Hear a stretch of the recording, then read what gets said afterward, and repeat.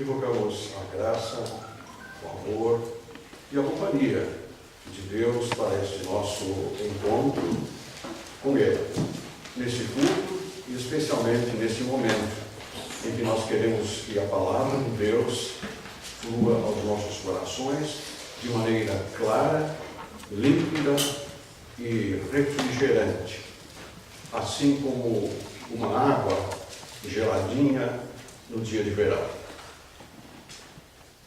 E por que eu falo água gelada em dia de verão?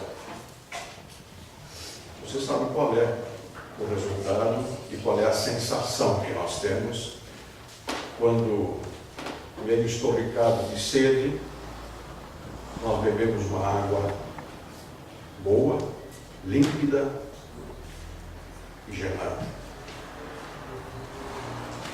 O tema para o dia de hoje, como na semana passada foi reconciliação, o tema do dia de hoje é água da vida. E queremos falar não dessa água nem da Casan e nem do Poço Artesiano, ou seja lá mesmo comprada em garrafão. Não, nós queremos falar de uma água muito melhor. A água de Deus, espiritual, aquela que Jesus nos oferece. Aliás, o lema da igreja, vocês têm. E este ano fala exatamente que Deus nos oferece uma água pura, límpida e sem impureza nenhuma. Embora nós saibamos que exista muita água por aí, mesmo águas espirituais, que não são da melhor qualidade. As duas leituras para o dia de hoje falam exatamente sobre isso. E por isso nós queremos ler agora Êxodo capítulo 17, versículos 33 a 7. Êxodo 17, versículos 3 até o versículo 7.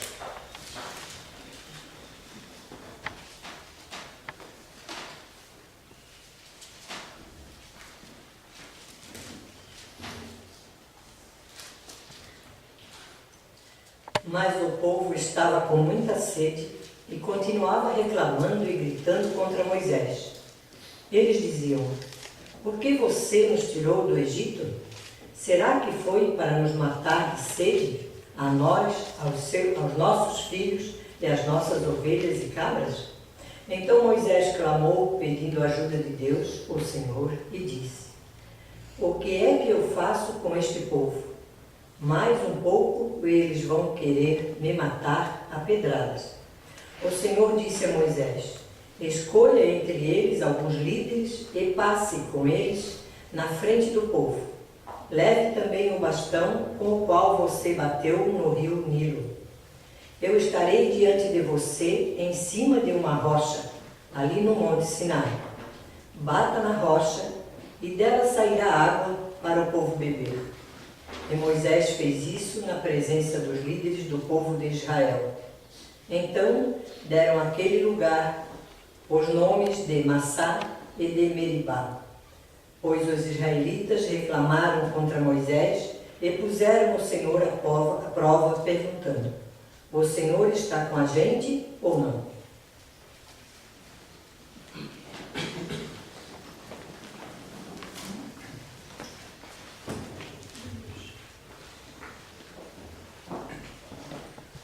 Protesto e passeata não é coisa de hoje. O povo já sabia a quem reclamar. O povo, quando tinha problema ou dificuldade, ele tinha que culpar alguém. E no caso, culpou o governo. Quem era o governo? Era o líder. Era Moisés, que tinha sido posto, orientado e mantido, sustentado por Deus. Mas eles estavam com sede. Eles não tinham água. E não ter água significa não ter vida.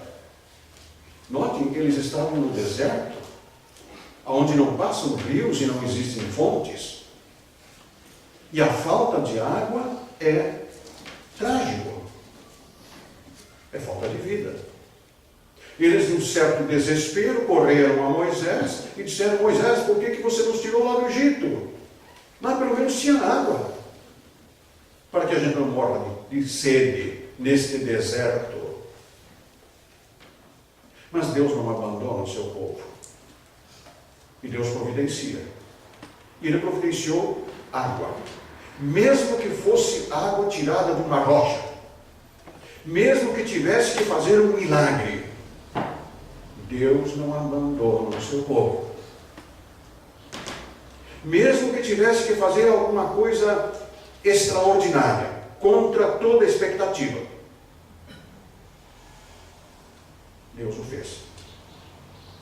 E todo o povo bebeu da água e sobreviveu.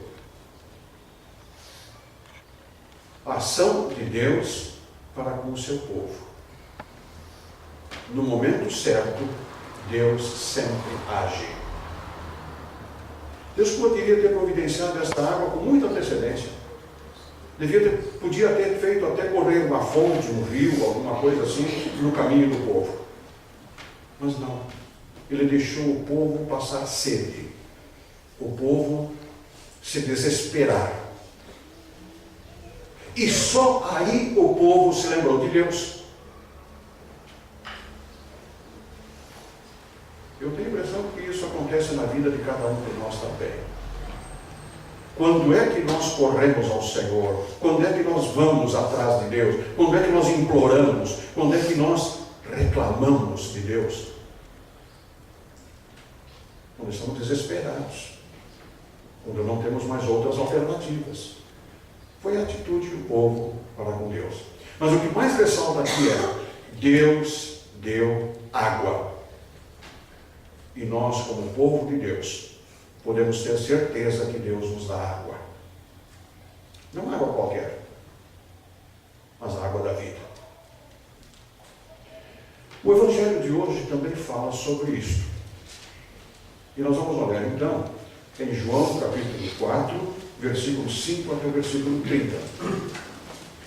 Evangelho de João 4, versículo 5 em diante.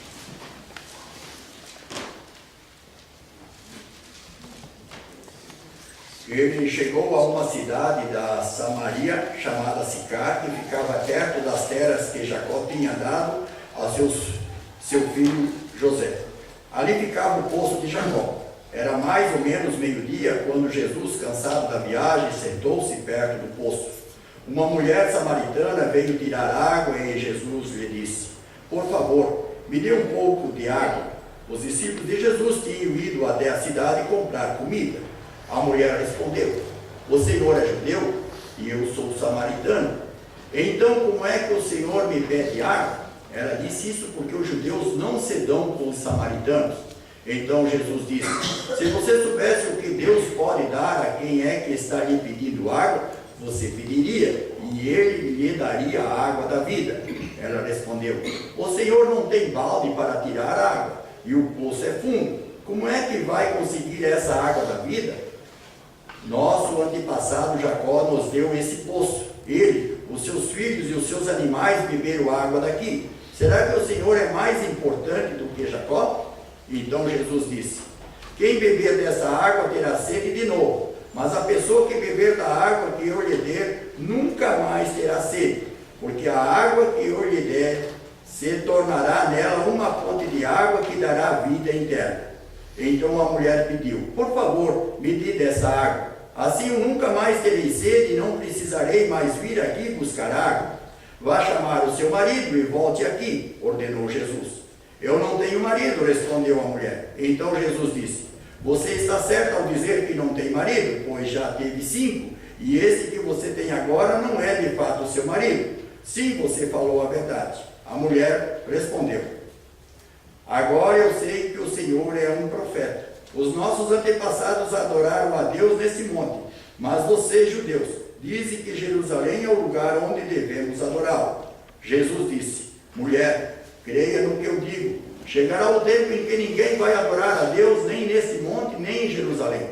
Vocês, samaritanos, não sabem o que adoram, mas nós sabemos o que adoramos, porque a salvação vem dos judeus.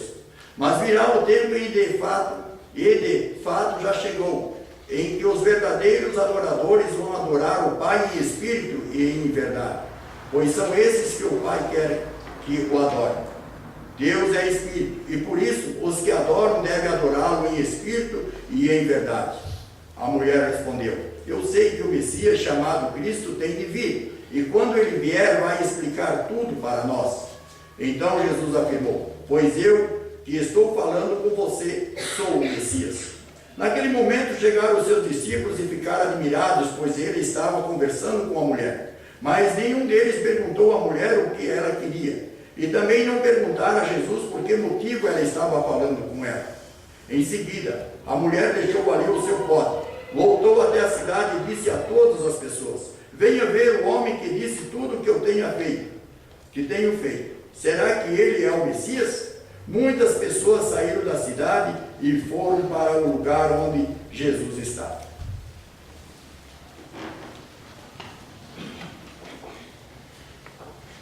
Um texto também bom. Vários pontos nós poderíamos pensar para poder falar sobre eles. O que ressalta, no entanto, aqui é que essa mulher tinha vindo buscar água. Jesus tinha ido ali para beber água. Mas o que ressalta também aqui são dois fatos que para mim eu quero abordar com vocês. Em primeiro lugar, a atitude de Jesus, quebrando preconceitos. A mulher tinha vindo buscar água. A etiqueta social e talvez até a moralidade social diria que nenhum homem se aproximaria daquele poço enquanto a mulher estivesse lá. Não em público. Nenhum estranho fala com outra mulher estranha na rua, a não ser que esteja na presença do marido ou de um filho. Abordar, falar com alguma mulher, especialmente estranha, como Jesus fez, era quebrar as regras da sociedade. Era agir de uma maneira que, vocês notaram, os discípulos se admiraram. Por quê? Porque quando voltaram, Jesus estava conversando com a mulher. Claro que eles não pediram, eles não se constrangeram talvez, mas eles notaram esse fato. Jesus quebrou esse preconceito, porque para Jesus, homem e mulher, todos precisam da água da vida.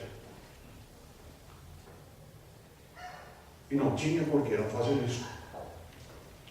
Era um preconceito, não apenas deste preconceito social, especialmente relacionado ao sexo, a mulher, homem e mulher, mas também o que a mulher reclamou não, pelo menos já se admirou de Jesus.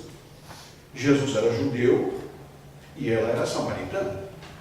Eram povos inimigos, era um povo que não tinha compatibilidade nenhuma. E, no entanto, Jesus, um judeu, que nunca, um judeu correto, nunca teria conversado com outro, não teria dado a palavra ou dirigido a palavra a um samaritano. Porque os judeus se julgavam superiores, se julgavam o povo de Deus. E os outros não eram o povo de Deus. E por isso não mereciam também muito respeito. Então a samaritana se admirou em primeiro lugar. Mulher, e Jesus falando com ela. Segundo, Jesus, um judeu, que se considerava superior, e agora vem falar com ela. E ela diz: você é judeu e vem falar comigo que sou samaritana?